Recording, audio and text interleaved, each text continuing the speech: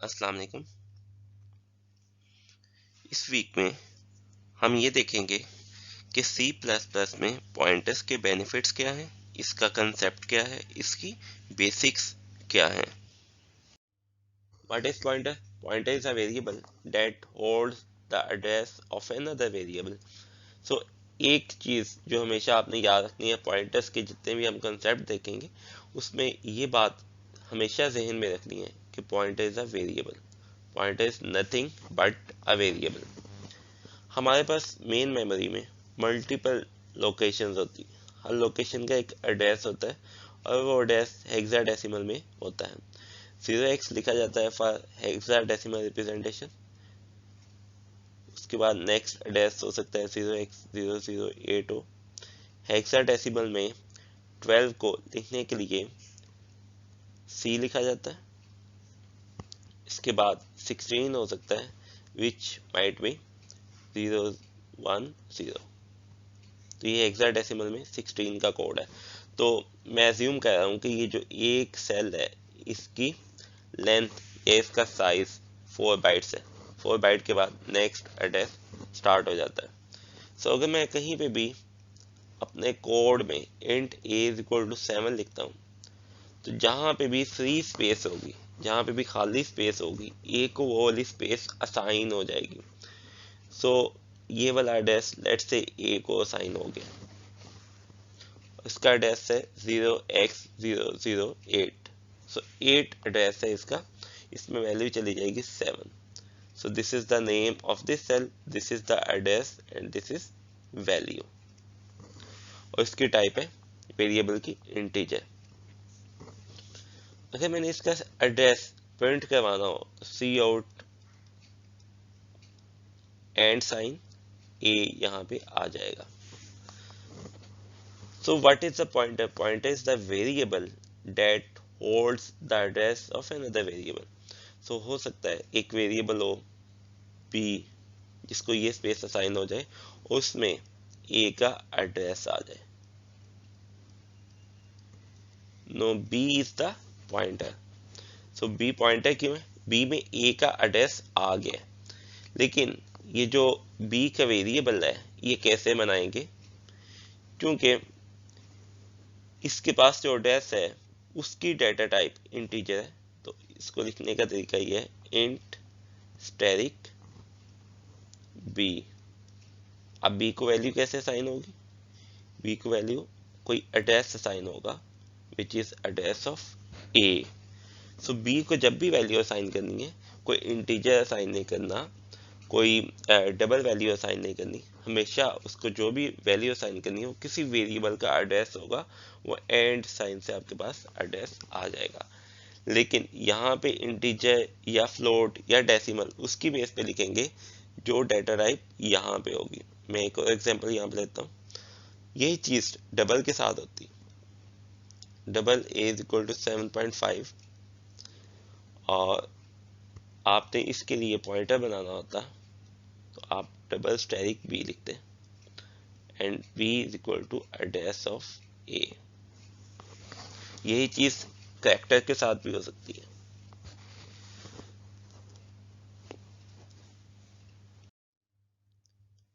So pointer are the type of the variables. So these are the variables जैसे integer, double वगैरह। लेकिन फर्क क्या है, इसमें कोई वैल्यू सेव नहीं होगी, कोई ना कोई एड्रेस होगा किसी दूसरे वेरिएबल का, और किसी भी वेरिएबल का एड्रेस निकालने के लिए उसके साथ एंड का साइन लगाया जाता है और वो पॉइंटर को असाइन किया जा सकता है।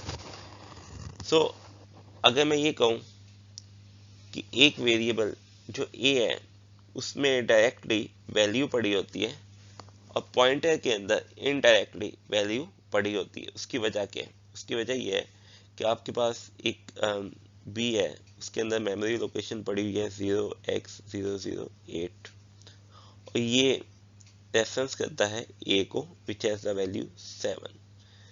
सो मैं ये कहता हूँ कि इसका रेफरेंस इस तरफ है। तो b में अगर मैं देखूं तो इनडायरेक्टली इसके अंदर 7 वैल्यू पड़ी हुई है। सो अगर पॉइंटर एक वेरिएबल है तो इसको डिक्लेयर करने के लिए, इसका नाम रखने के लिए वही कन्वेंशंस इस्तेमाल होने चाहिए जो एक कॉमन वेरिएबल के लिए इस्तेमाल किए जा सकते हैं। जैसा कि वेरिएबल का नाम डिजिट से स्टार्ट नहीं होगा, एक वेरिएबल के नेम में स्पेस नहीं आएगी। सो डिक्लेरेशन के लिए हमने देखा कि जब भी आपने कोई पॉइंटर डिक्लेयर करना है, डाटा टाइप के साथ आपने स्टैरिक लगा देना है। और वाई पीटीआर, एक अच्छी कन्वेंशन ये है कि जब भी आप पॉइंटर डिक्लेयर करें तो उसके एंड पे पीटीआर लिख दें, ताकि कहीं पे आपको कंफ्यूजन ना हो कि ये पॉइंटर का वेरिएबल है या एक कॉमन वेरिएबल है। सो इसको पढ़ेंगे कैसे? सो हम ये कहेंगे कि y PTR is a pointer to an integer value. हमेशा जब भी आप पॉइंटर डिक्लेयर करेंगे तो उसके साथ स्टैरिक का साइन आएगा। यहाँ पे एक सवाल आता है कि एक पॉइंटर की डाटा टाइप क्या होती है? पॉइंटर की डाटा टाइप क्या डबल है या इंटीजर है? तो यहाँ पे एक पॉइंटर बनाया बी, एक पॉइंटर मैंने बना दिया डबल स्टैरिक सी, एक पॉइंटर यहाँ पे बना देते हैं इंटीजर स्टैरिक डी। तो क्या बी और सी की पॉइंटर की डाटा टाइप डबल है और डी पॉइंटर की डाटा टाइप इंटीजर? नहीं, ऐसा नहीं है, क्योंकि पॉइंटर की डेफिनेशन ये कहती है कि pointer is a variable that holds the address of another variable.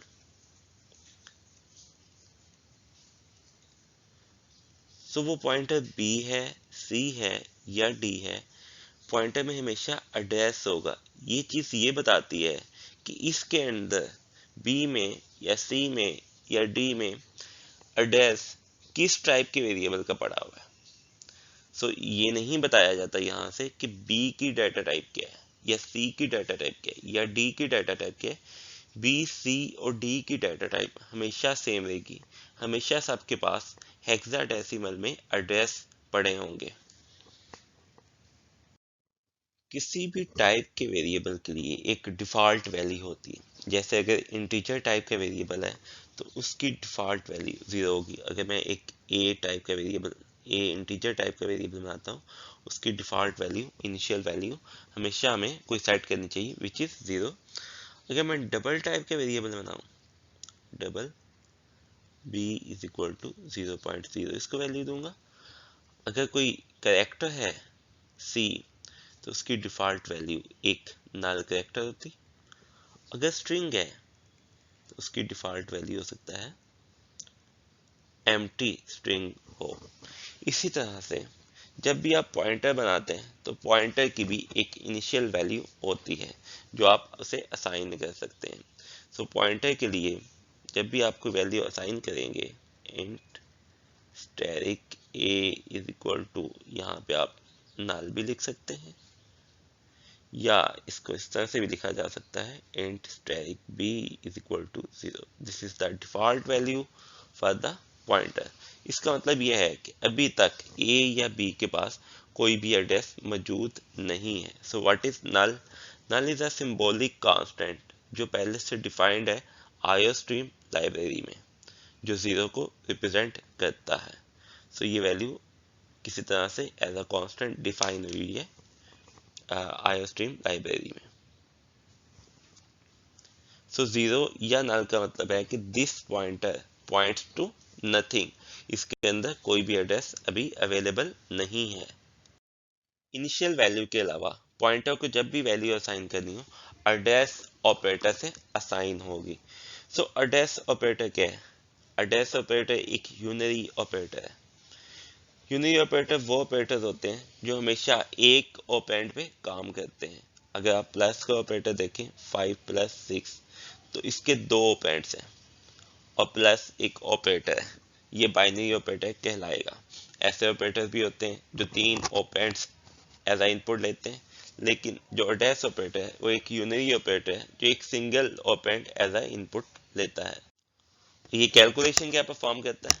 इसका जो ऑपरेंड है उसका मेमोरी एड्रेस रिटर्न करता है। सो अगर मेरे पास एक वेरिएबल ए है, उसके साथ मैं ये ऑपरेटर उसके ऊपर अप्लाई कर देता हूँ एड्रेस ऑपरेटर, तो ये उसका एड्रेस मुझे रिटर्न कर देगा।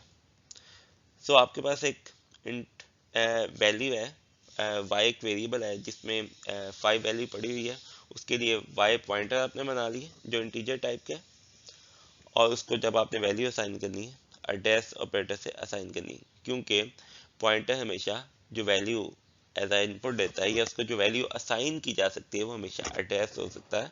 एड्रेस के अलावा कोई वैल्यू आप उसको असाइन नहीं कर सकते। तो हमने लास्ट स्लाइड में भी देखा कि कैसे पॉइंटर किसी भी एक एड्रेस को पॉइंट करता है। सो पॉइंटर का मतलब है कि it points to another variable. So आपके पास ये अगर पॉइंटर है b, तो ये पॉइंट करेगा किसी एक वेरिएबल को which might be a and it has the value 7। So pointers के लिए कुछ ऑपरेटर्स होते हैं। सो पहला ऑपरेटर है डीरेफरेंसिंग ऑपरेटर। उसका बेनिफिट क्या है? उसका बेनिफिट ये है कि सी out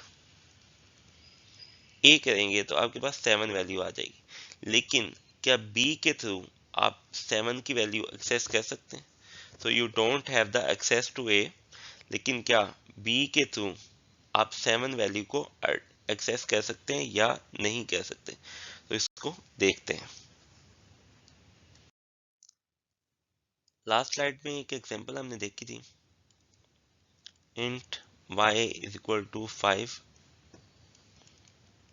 int static y ptr y pointer is equal to address of y।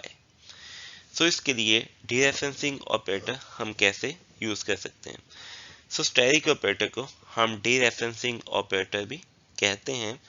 इसका मतलब है इनडायरेक्शन। इनडायरेक्शन का मतलब क्या होता है कि y ptr के अंदर जो वेरिएबल की वैल्यू सेव है या जिसका एड्रेस सेव है y का, उसकी वैल्यू आपने इनडायरेक्टली एक्सेस करके लेके आनी है। सो इसके लिए ये ऑपरेटर कैसे यूज होगा? स्टैटिक y ptr जब लिखेंगे तो ये स्टैटिक का जो ऑपरेटर है पॉइंटर के लिए जब अप्लाई करेंगे तो it is the unary operator which take only one operand which might be the pointer। सो जब आप स्टैटिक y ptr करेंगे तो इसका मतलब ये होगा कि y ptr जिस वेरिएबल को पॉइंट करता है उसकी वैल्यू आप हमें डिस्प्ले करवा देंगे, उसकी वैल्यू की एक्सेस दे दें। सो y ptr के साथ स्टैटिक लगाने से हमारे पास 5 आ जाएगा, क्योंकि y ptr इनडायरेक्टली y की वैल्यू को रेफर करता है।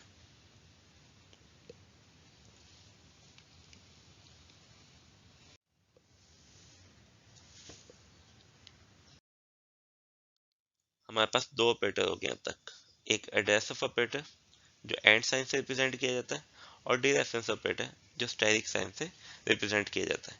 दोनों ही यूनिरी ऑपरेटर हैं।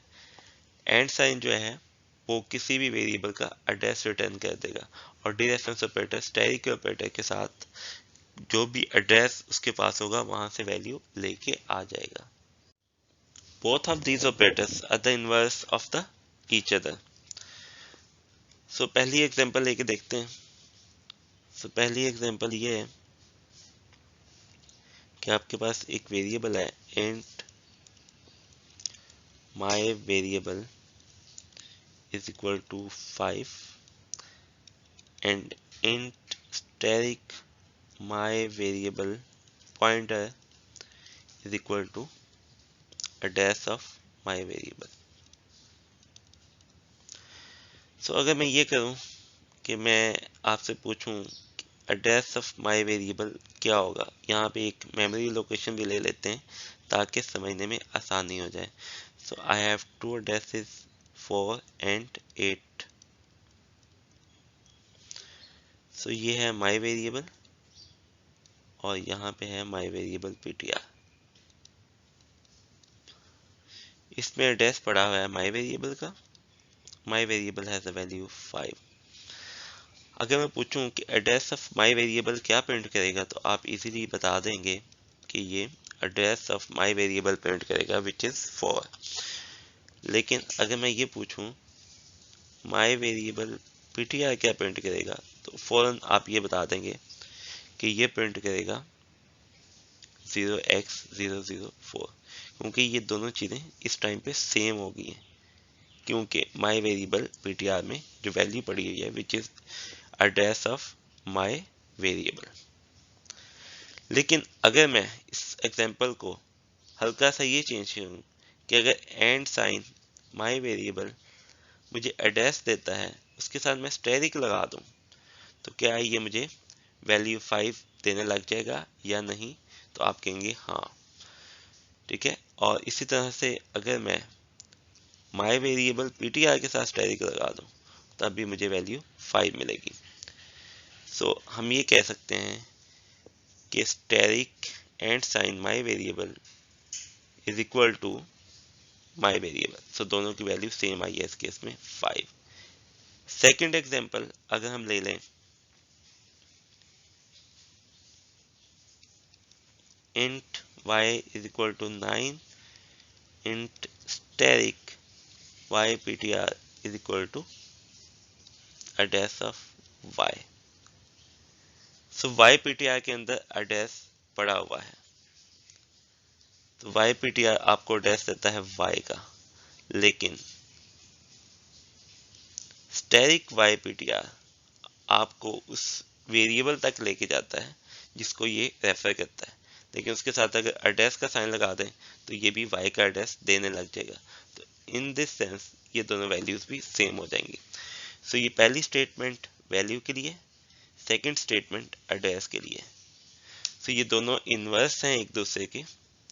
जब दोनों ऑपरेटर एक साथ अप्लाई किए जाते हैं तो यही ऑपरेंड रिटर्न हो जाता है। फंक्शंस और पॉइंटर्स का आपस में क्या रिलेशन है? सो हमने जब फंक्शंस को अंडरस्टैंड किया था उसमें एक कंसेप्ट ये पढ़ा था, पास बाय वैल्यू और pass by reference. Pass by reference में ये था कि आप को एज एड्रेस पास करते थे और उस वेरिएबल की वैल्यू उस फंक्शन में चेंज हो जाती थी। तो अब हम सेम काम पॉइंटर से भी करके देखेंगे। मैं दो एग्जांपल लूंगा, एक एंड साइन से पास बाय रेफरेंस करूंगा और एक स्टेरिक साइन से इंट स्टेरिक ए लिख के मैं पास बाय रेफरेंस करूंगा। दोनों में डिफरेंस देखते हैं। First example is pass by reference using address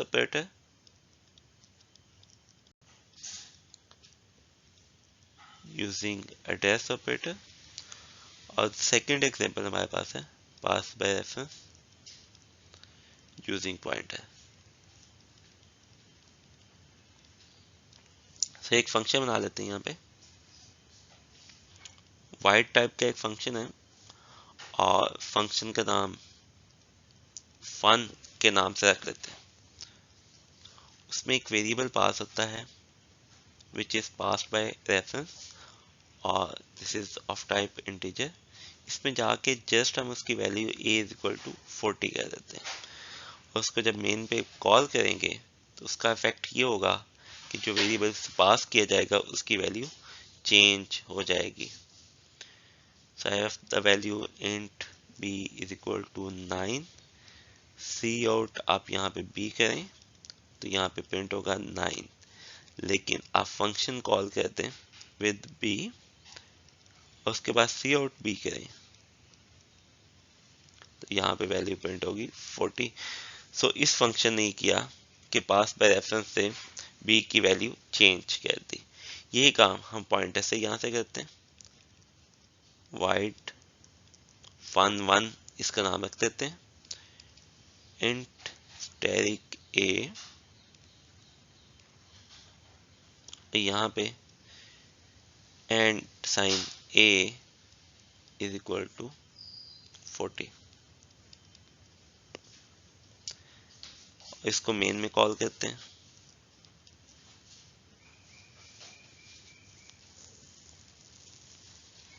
sorry, यहाँ पे एंड साइन नहीं आएगा, यहाँ पे स्टेरिक ए आएगा।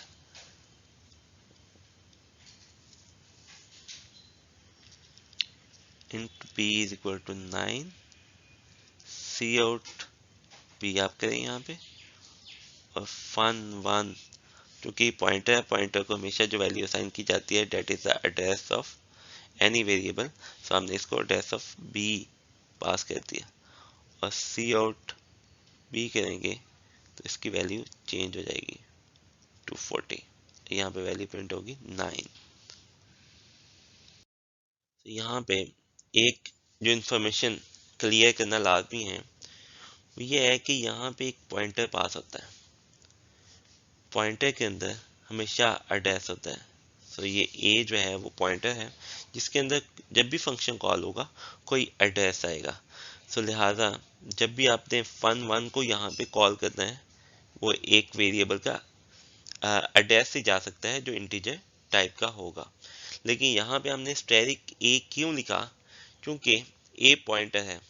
सो अगर वो पॉइंट करता है बी को, इस केस में इसने बी को पॉइंट किया, सो बी के अंदर वैल्यू थी 9। अगर मैं स्टैटिक ए करूँगा तो फिर जाके मैं बी को रेफर कर सकता हूँ, जैसे हमने डीरेफरेंस ऑपरेटर में देखा कि जब भी पॉइंटर के साथ जो भी वैल्यू होगी उसको चेंज करने के लिए स्टैटिक ए इस्तेमाल करना पड़ेगा। यहीं पे मैं एक मज़ीद एग्जांपल लेके इस चीज़ को क्लियर करूँगा। Int y is equal to 9, int ये मैं वैसे ही मेन के अंदर नहीं लिख रहा, जस्ट वैसे ही स्पेस को यूज़ कर रहा हूँ। Static y ptr is equal to address of y। अगर मैंने y की वैल्यू चेंज करनी हो तो y ptr तो मैं लिखूंगा y ptr is equal to 40।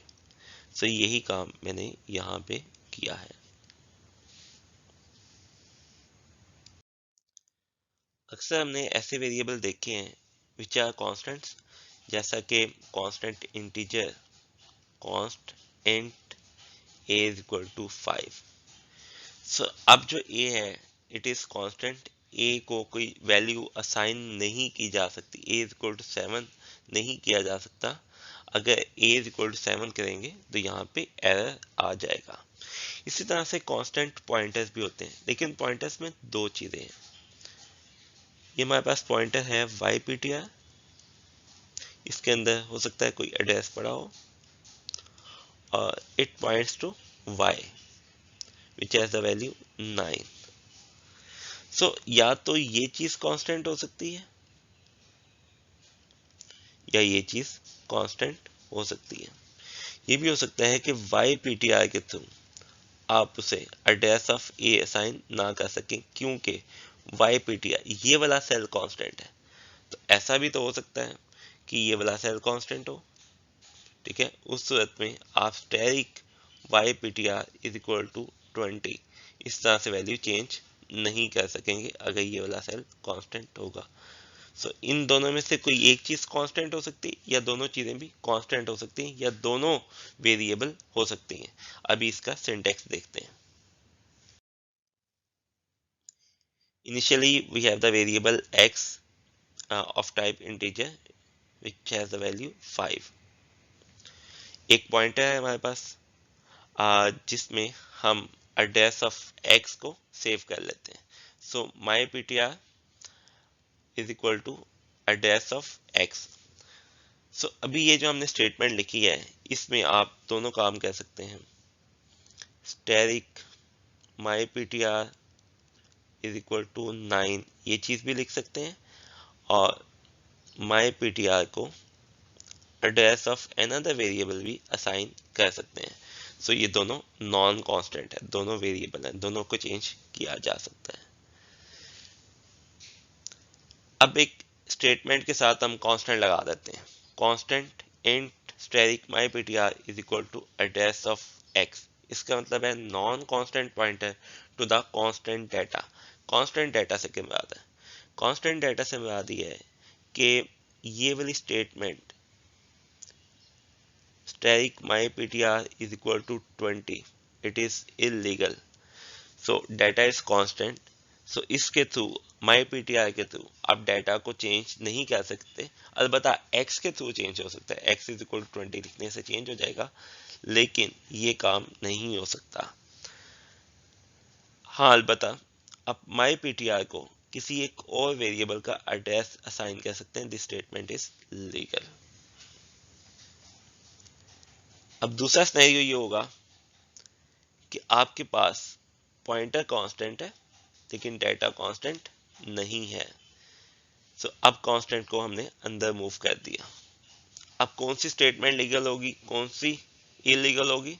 Static my ptr is equal to 20, ये आपके लिए स्टेटमेंट लीगल है। लेकिन चूंकि पॉइंटर कांस्टेंट है तो माई ptr को किसी और वेरिएबल का एड्रेस असाइन नहीं हो सकता। अगला सिनेरियो है कि हमने दोनों को कांस्टेंट कर दिया। अब ना तो डेटा चेंज हो सकता है माई ptr के थ्रू और ना ही माई ptr में किसी और वेरिएबल का एड्रेस आ सकता है। दोनों ही स्टेटमेंट इलीगल हो गई हैं। और सबसे टॉप पे जब कोई भी कांस्टेंट आपने नहीं लगाया तब ये दोनों स्टेटमेंट आपके लिए लीगल हैं। जब भी आप कोई प्रोग्राम लिखेंगे, अगर आपने इंटीजर टाइप का वेरिएबल बनाया है, उसके थ्रू आप सम कैलकुलेट करने लगे, अगर उसे आपने 0 पे इनिशियलाइज नहीं कराया तो ऐसे रिजल्ट्स आ सकते हैं जो डिजायरेबल नहीं है। फॉर एग्जांपल सम के अंदर गार्बेज वैल्यू आ जाएगी। इसी तरह से एक अच्छी प्रैक्टिस है कि जब भी कोई वेरिएबल डिक्लेयर करें उसे एक इनिशियल वैल्यू असाइन करें। इसी तरह से पॉइंटर्स को भी जब डिक्लेयर करवाएंगे तो उसको इनिशियल वैल्यू देनी पड़ेगी। सो उसको इनिशियल वैल्यू हम क्या देंगे, नल या 0 वैल्यू देंगे, जिसका मतलब है कि ये पॉइंटर यूज नहीं हुआ अभी तक, इसमें कोई भी वैल्यू नहीं है। अगर आपने पॉइंटर को इनिशियल वैल्यू दी है विच इज नल या 0, तो आप उसको इजीली कंपेयर कर सकते हैं कि कोई एक पर्टिकुलर पॉइंटर नल है या नहीं है। सो दोनों केसेस में जो है आप यूज कर सकते हैं इंट पॉइंटर डबल इक्वल नल या इंट पॉइंटर डबल इक्वल 0। सो दोनों ठीक है, लेकिन पहले वाला कन्वेंशन ज्यादा बेहतर है, ज्यादा रीडेबल है कि इंट पॉइंटर एक नल है। पॉइंटर्स देखने में बहुत सिंपल कंसेप्ट लगता है क्योंकि इसमें दो ही चीजें सीखने को हैं। एक आपने एड्रेस ऑफ ऑपरेटर देखा या एक स्टैटिक ऑपरेटर देखा विच इज डीरेफरेंस, और उसको पॉइंटर को डिक्लेयर करने का तरीका देखा। इसके अलावा इस वीडियो में हमने कोई नया कंसेप्ट नहीं सीखा, लेकिन ये सबसे ज्यादा डिफिकल्ट कंसेप्ट है कि इसके ऊपर आप कमांड हासिल कर लें। क्योंकि अभी मैं आपके सामने एक दो स्टेटमेंट लिखूंगा और उसके ऊपर सोचें कि क्या आंसर आ सकता है। int static c int d is equal to 9, c is equal to address of d, एक और पॉइंटर बनाते हैं int static b। सो ये दो चार स्टेटमेंट मैंने डिक्लेयर किए हैं, इसकी बेस पे कुछ चीजें मैं सी आउट करवाऊंगा। सी आउट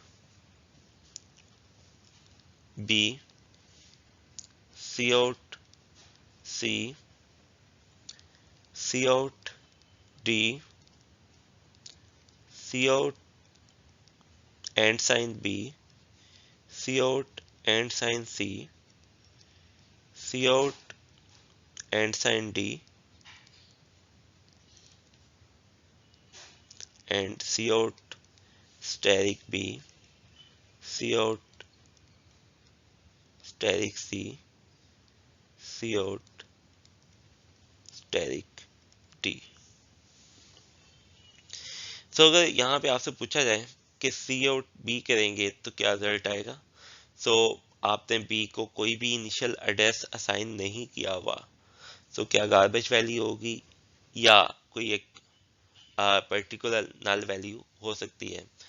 आपने इसको प्रिंट करवा के देखना है। सी आउट सी, सो सी में एड्रेस ऑफ डी पड़ा हुआ है, तो मेरा ख्याल है कि सी में डी का एड्रेस आ जाना चाहिए। डी को सी आउट करने से सिंपली डी की वैल्यू आ जानी चाहिए which is 9। Address of B से बी का एड्रेस आएगा, एड्रेस ऑफ सी से सी का एड्रेस, एड्रेस ऑफ डी से डी का सेपरेट एड्रेस आएगा। लेकिन यहाँ पे आके सी आउट स्टैटिक बी किया है।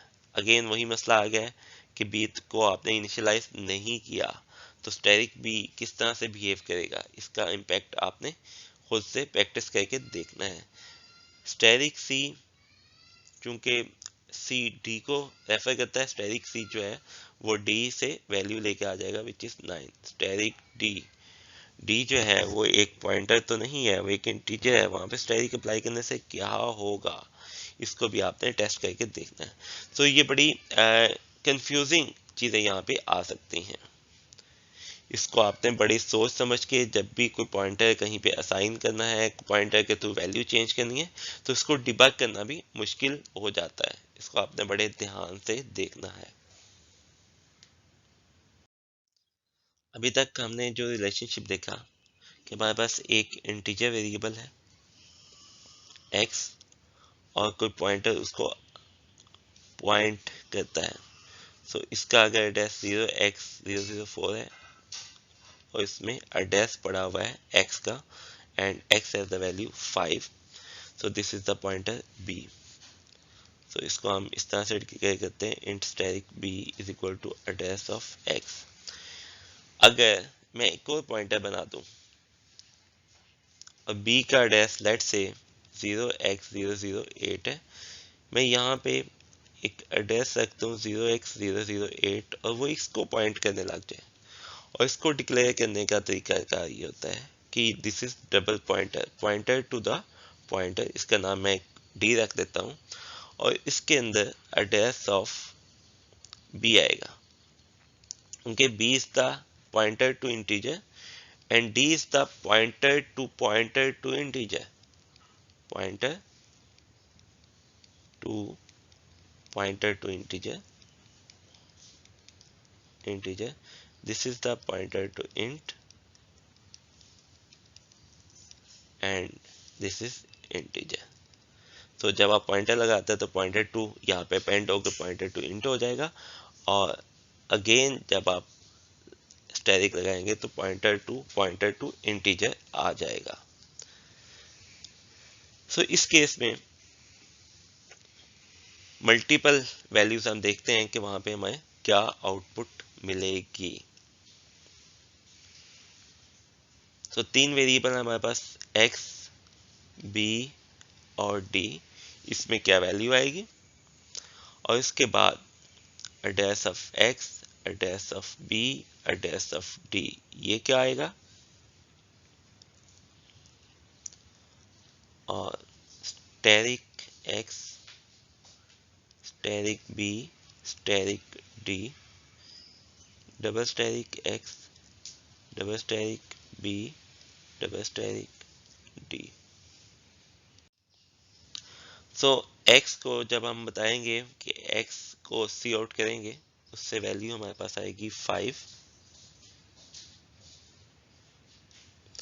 b से जो वैल्यू आएगी डेट इज 0x004, d से जो वैल्यू आएगी that will be 008, address of x is 0x004, address of b is 0x008, और इसका एड्रेस हम कह देते हैं d का 0x00c है, 0x00c।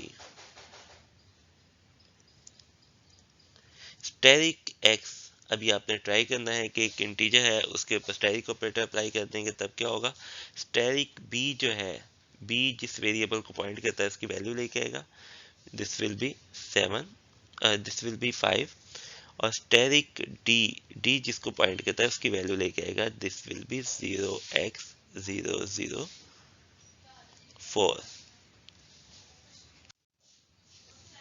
डबल स्टैटिक x का मतलब ये है कि आप डबल टाइम वैल्यू को डी रेफर करते हैं। सो इसको पहले डी पे अप्लाई करके देखते हैं कि यहाँ पे क्या रिजल्ट आएगा। सो डी जिसको पॉइंट करता है उसकी वैल्यू लेके आनी है, सो ये आ जाएगा एड्रेस ऑफ बी, सो ये वैल्यू आ जाएगी। स्टैटिक डी जो है वो आपको वैल्यू ला के देगा 0x004, इसके ऊपर दोबारा आप स्टैटिक अप्लाई करेंगे तो यहाँ से आप ये वाली वैल्यू एक्सेस करेंगे जो 5 आ जाएगी। सो स्टैटिक बी तो आपको 5 ला के दे देगा विच इज x, उसके ऊपर दोबारा स्टैटिक अप्लाई करेंगे तो ये वाला केस बन जाएगा कि उस टाइम पे क्या होगा। तो यहाँ पे मैं क्वेश्चन मार्क लगा देता हूँ कि डबल स्टैटिक सिंगल पॉइंटर के ऊपर, पॉइंटर टू इंटीजर के ऊपर डबल स्टैटिक अप्लाई करने से क्या इफेक्ट आता है। तो यहाँ पे भी अगर पहली जो पहला स्टैटिक है वही आपके लिए अभी रिजॉल्व नहीं हुआ तो डबल स्टैटिक भी आपसे रिजॉल्व नहीं होगा। सो इंटीजर के ऊपर जब आप स्टैटिक अप्लाई करेंगे, अगेन स्टैटिक अप्लाई कर रहे हैं, तो पहला ही केस बन जाएगा कि इंटीजर के ऊपर स्टैटिक अप्लाई करने से क्या अफेक्ट होगा, क्या एरर आएगा या कोई ना कोई वैल्यू वो लेके आ जाएगा। This is the end of lecture in which we have learned the basics of the pointers and pointer to pointers. Thank you.